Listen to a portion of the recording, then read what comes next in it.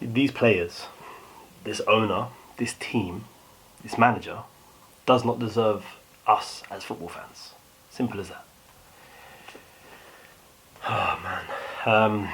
This comes straight after the Arsenal, another home defeat, another one, to Everton. Literally just now losing 1-0 at home. If you're new to the channel, hit the subscribe button, hit the notification bell. Every time I upload a video, you'll be notified. Follow me on Twitter, follow me on my podcast as well. At Miss CJ Wright on Twitter, Criminal Tour Football available on all platforms of my podcast. Rundown as usual, lineups, the performance itself, good or bad performances, what it means going forward, going into the Villarreal game, and closing. But first, hashtag Kroenke out. Let's do it.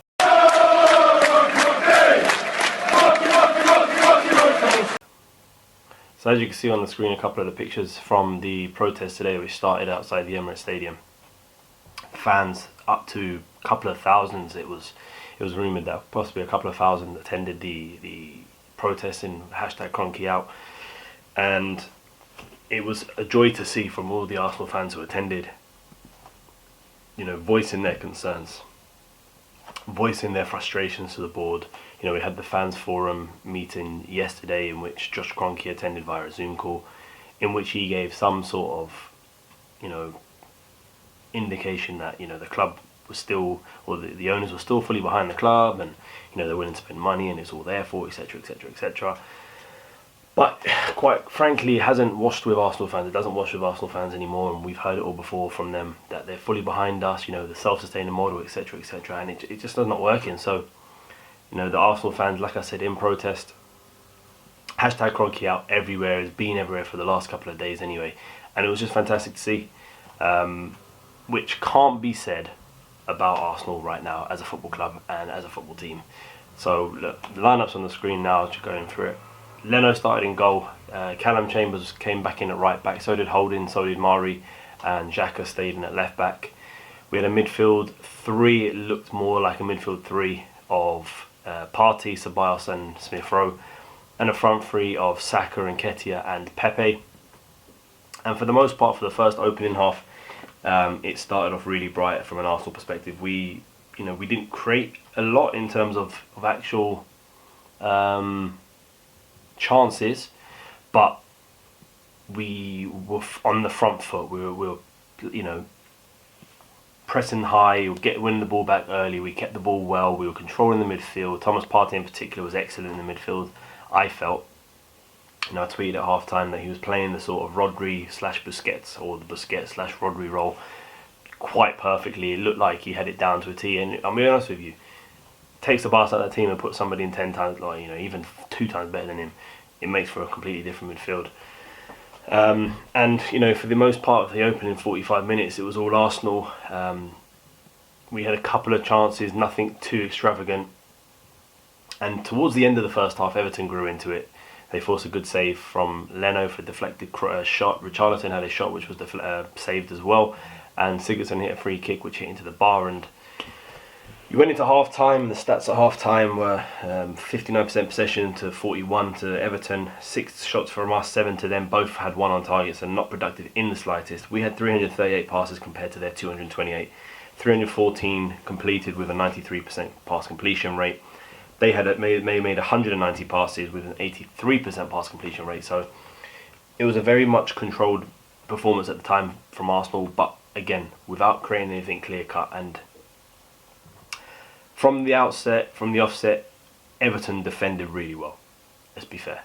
So going into the second half, literally 5 minutes into the second half, we started off really fast. Again, win the ball up high, getting the first ball, winning the second ball, and Arsenal got a penalty.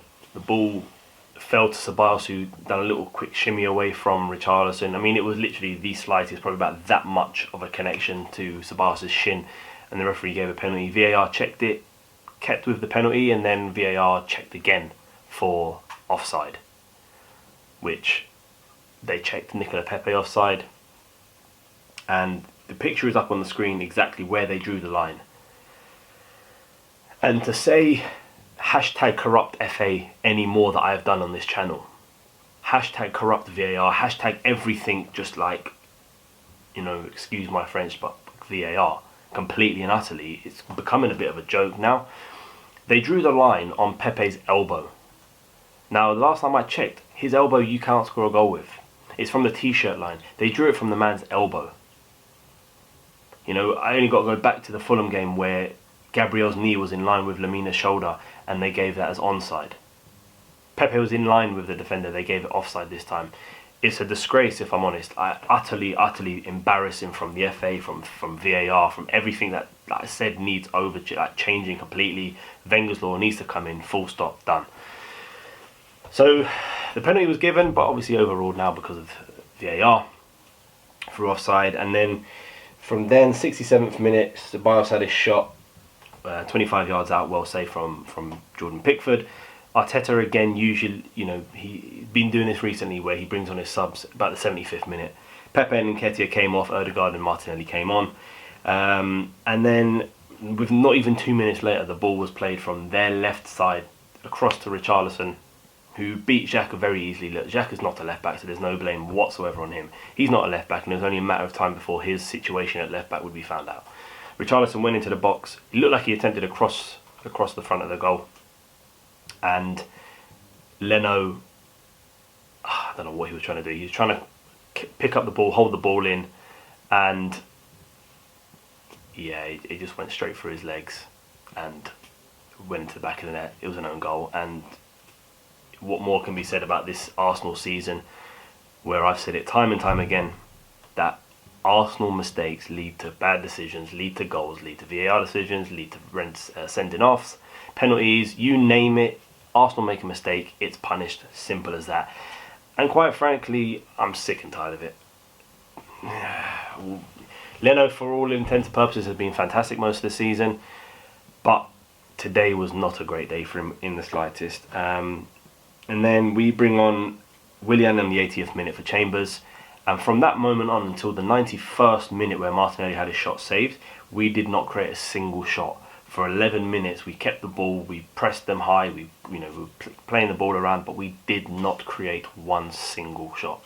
And that, I think it's Clive that said it. We are now in that cycle of the same standard team. So the same standard as like a Wolves or a West Ham or an Everton or even Leicester to an extent. Very good team on their day, but really, really poor most of the time. And that was it. The game finished 1-0 to Everton. And yeah, good bad performances. Like I said at the start, I thought Thomas Partey was really, really good throughout. He had really good moments in the game. He reminded me, like I said, he played the Busquets-Rodri role perfect. And for the most part, he was fantastic. He was really our only real bright spark. We didn't have anything else offering, if I'm honest, from any other players. Pepe grew into the game at times. Ceballos had his moments, as he usually does. Saka was a little bit off tonight. Emile Smith-Rowe linked up really well with Partey as well, let's be honest. But bad performances, the only one was Leno. That mistake cost us dearly, and it was an embarrassing mistake as well. So, yeah, him. Literally him. What it means going forward, going into the Villarreal game, it's a must-win now because we go in with zero confidence from this game tonight, and we needed the win. We needed the win tonight to keep in touch with the rest of the teams in the Premier League in terms of Europe, and we haven't done it. And so we need this win against Villarreal to have any sort of chance of getting into Europe. And yeah, that's really it. The closing from me, like I said at the start, us fans, or those players and that manager and the team, the board, everybody do not deserve us as fans. You saw them, the players could see them out at the start, protesting with their voices, with their feet, with everything, and you put on that kind of performance. It was quite frankly embarrassing. Like I said, it was, we have bad owners, we have a bad team, quite frankly, we have a bad manager at the moment. He can't manage a game. Substitutions were all wrong. Wrong timings as well. And yeah, I'm going to leave it there because I could talk forever, but I'm not going to. If you're new to the channel, like I said, hit the subscribe button, hit the notification bell every time I upload a video, you'll be notified. Follow me on Twitter, Mr. CJ Wright. Also, my podcast journey, Criminal Talks Football, available on all platforms. Another defeat at home. We scored 18 goals, by the way, in 17 games this season at home. If that's not an embarrassing stat, I don't know what is. Listen, guys, until next time, take care.